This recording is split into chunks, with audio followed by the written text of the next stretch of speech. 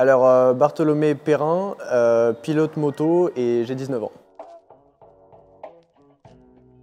J'ai commencé la moto très jeune, j'avais 4 ans à la base en motocross et puis à l'âge de mes 11 ans j'ai commencé à la base sur une 125 CBR, une moto que mon père avait à la base à l'époque acheté pas cher à un ami. Et puis au début je roulais comme ça en circuit de kart, il n'y avait rien de sérieux et de fil en aiguille c'en est devenu à vraiment une passion folle en moi. Et puis j'ai pu notamment en 2020 et 2021 participer à la Red Bull Rookies Cup qui est je pense la plus grosse expérience de ma vie. Aller sur les paddocks des Grands Prix et puis ensuite je suis redescendu en championnat de France en 600 cm3 depuis 2022 et 2023 j'ai refait une saison en 600 et puis là 2024 je vais enchaîner avec des ambitions beaucoup plus élevées.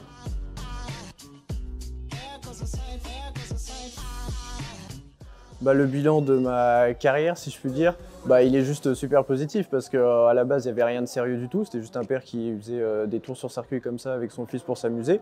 Et puis au final, ça a commencé à prendre de l'ampleur petit à petit. Et là, aujourd'hui, j'ai clairement une vraie opportunité d'en faire peut-être mon métier, peut-être aussi de réaliser un jour mon rêve, ce qui est d'être champion du monde. Mais voilà, je prends plutôt les choses avec une approche où je me dis que de toute façon, j'ai rien à perdre. Clairement, là où j'en suis, c'est bien, mais concrètement, c'est très loin des ambitions que j'ai. Donc dès que je monte sur la moto, je suis juste déterminé à faire du mieux que je peux et puis ça sera que du plus pour la suite.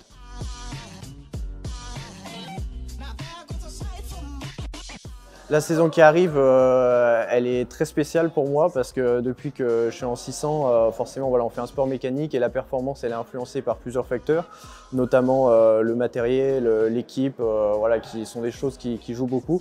Depuis que je suis en 600, j'ai toujours eu la même approche à vraiment faire de mon mieux sur les week-ends de course, mais j'ai jamais eu vraiment le même matériel que les autres et c'était compliqué de rivaliser. En 2024, j'ai l'impression que tout se met bout à bout, que les étoiles se sont alignées et que voilà, j'ai rencontré quelqu'un d'extraordinaire et grâce à lui et d'autres personnes qui sont peu, qui se comptent sur les doigts d'une main, mais grâce à ces personnes-là, la saison qui est en train de se construire est très solide et je me retrouve avec vraiment du matériel de qualité. Donc tout ce que j'avais pas avant, je vais l'avoir à disposition. Donc c'est génial, c'est aussi une approche différente parce que inconsciemment quand on roule et qu'on sait qu'on n'a pas le même matériel que les autres, et c'est comme si on se disait un petit peu mentalement, ok, moi je fais de mon mieux, mais au final je sais que je peux pas trop rivaliser parce que voilà, les autres ont du matériel supérieur. Là c'est différent parce que clairement je suis dans une équipe fantastique où on s'entend bien, où ça se passe bien avec des gens compétents et avec une moto extraordinaire. Et forcément là maintenant si quelqu'un est devant moi à la feuille de classement, ça veut dire qu'il aurait été meilleur. Donc c'est aussi une approche différente, mais c'est mon rêve depuis que je suis rentré en 600 de pouvoir me battre avec les mêmes armes que les autres. Donc je suis ultra content, je suis bouillant d'impatience parce que forcément je me suis entraîné très dur et puis je sais qu'on est prêt et puis je sais surtout que je vais prendre un plaisir monstre à rouler sur la moto. Donc j'ai hâte que ça commence.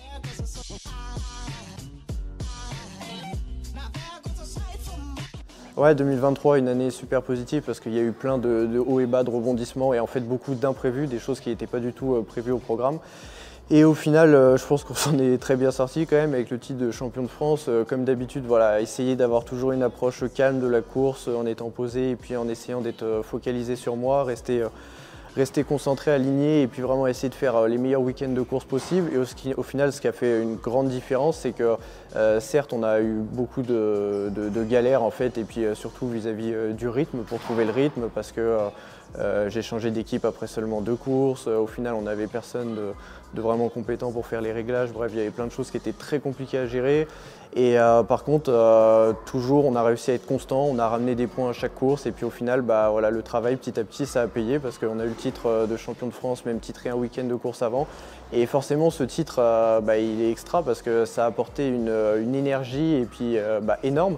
Et ça m'a vraiment servi parce que pour préparer cette saison, clairement, voilà, tout seul, on peut faire des choses, on peut avancer un peu, mais on va vraiment pas loin et vraiment pas vite.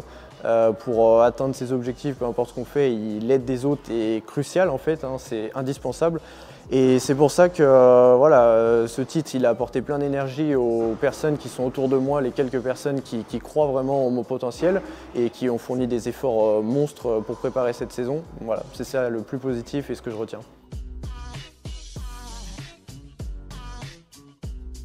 Alors pour la préparation, en fait nous on a plusieurs étapes, donc les saisons se finissent généralement vers le mois de octobre, septembre. Donc à partir de là, on a toute la phase hivernale, c'est-à-dire voilà, vers septembre jusqu'à à peu près mars-avril, où là c'est vraiment l'entraînement physique. Donc forcément, nous en moto, c'est compliqué de rouler parce que pour pratiquer le sport, on a besoin d'avoir des températures assez chaudes.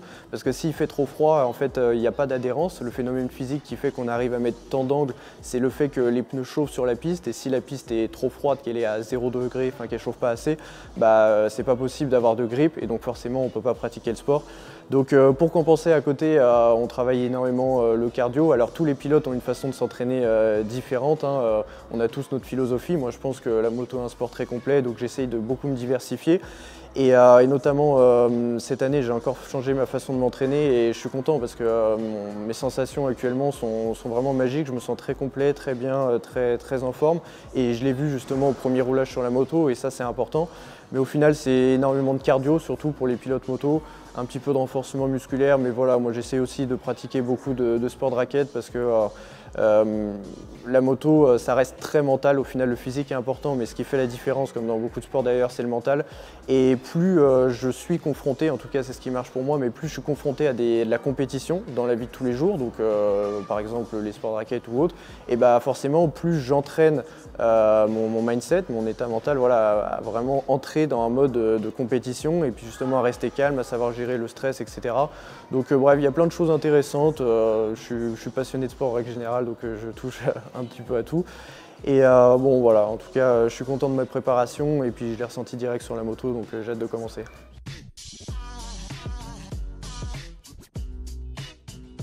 Bah alors pour s'entraîner à côté en moto, donc là au mois de février il commence à faire un petit peu plus chaud, on peut rouler. Nous voilà, dans le sport en question de logistique, on ne peut pas se permettre de rouler trop en moto parce que bah, forcément les déplacements ça a un coût, nous le consommable c'est très cher. Nous pour donner un ordre d'idée, un train de pneus, donc le pneu avant et arrière c'est en moyenne 500 € et on fait, ça dépend la gomme, mais on fait en moyenne 40 tours. 40 tours, un circuit ça fait peut-être 1 minute 40 au tour en moyenne, donc 40 fois 1 minute 40 et 500 € qui sont partis voilà, à la poubelle. Donc en fait ça coûte très cher et c'est pas possible pour les pilotes de rouler tout le temps. Donc forcément on essaye surtout de faire de la qualité et pas trop de la quantité. Mais pour compenser à côté, j'ai la chance d'avoir YCF qui est un partenaire très fidèle qui me soutient beaucoup et qui me met à disposition des motos pour m'entraîner. J'ai aussi une 125 YZF à la maison et j'essaye avec ces petites motos d'aller rouler en circuit de karting et au final certes on n'a pas les mêmes circuits, c'est des circuits beaucoup plus petits, c'est des motos beaucoup moins lourdes, beaucoup moins puissantes, mais au final ça reste de la moto et ça reste les mêmes gestes à appliquer et ça reste, voilà, ça reste faire des ronds, c'est travailler le physique aussi. Donc voilà, j'ai cette philosophie, j'essaye de faire un maximum de tours et puis de rouler un petit peu avec tout et n'importe quoi. Et je pense que dans chaque discipline, il y a du bon à en tirer.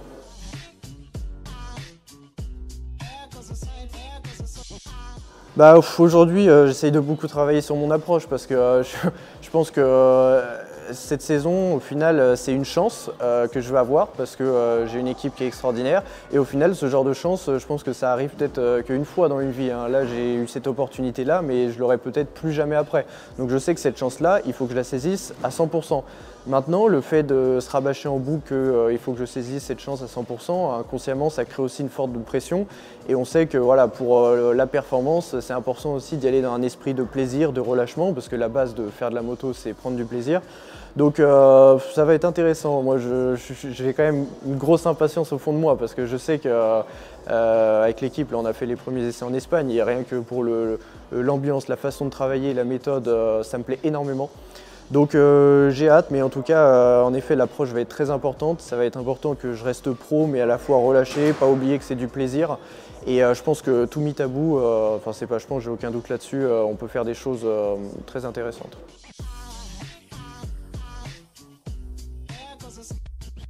Alors nous, les déplacements et compétitions, un week-end de course, ça commence tout le temps le jeudi. Donc généralement, les pilotes arrivent le jeudi dans l'après-midi. Donc là, c'est la mise en place avec le box, avec l'équipe. Là, on débrief avec souvent l'ingénieur pour savoir le lendemain quel réglage on va mettre en place sur la moto, quelle est la stratégie, quelle gomme de pneus on va choisir, combien de tours on va faire pendant les séances. Enfin bref, c'est la structure, la mise en place du week-end.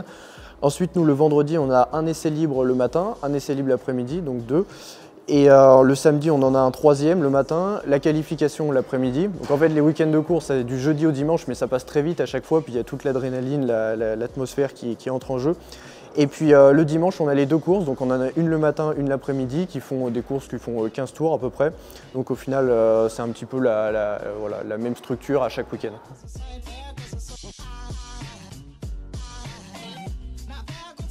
Bah oui, bien sûr. Alors c'est jamais trop bon d'être que focalisé sur les objectifs de résultat, parce qu'au final, être focalisé sur un objectif de résultat, c'est pas ça qui apporte le résultat en lui-même. Donc j'essaye plutôt de me détacher de ça et de me concentrer sur toutes les actions que je vais mettre en place qui vont m'amener à ce résultat ensuite.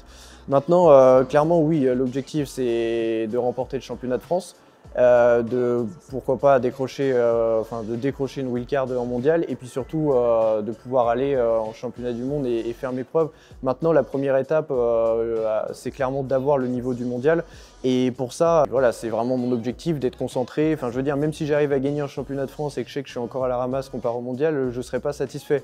Donc au final, certes, gagner en championnat de France, ça va être important, mais c'est surtout ce que je veux, c'est voir à la suite.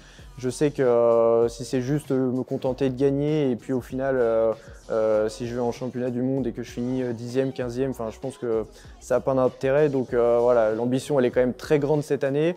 Il y a tout qui est mis bout à bout, mais maintenant j'ai tous les outils, les clés en main, donc il va falloir assurer.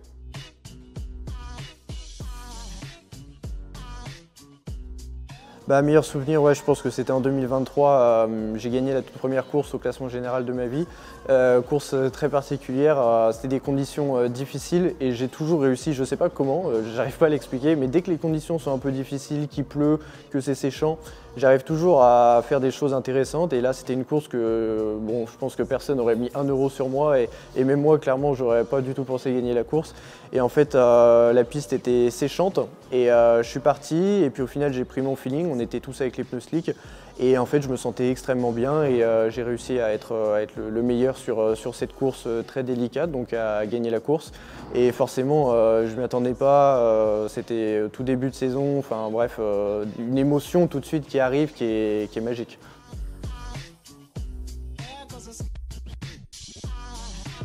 Oui, bien sûr, bah, forcément, voilà, mes partenaires les plus solides qui me soutiennent le plus, c'est YCF France, F3C System et Universal Gaming.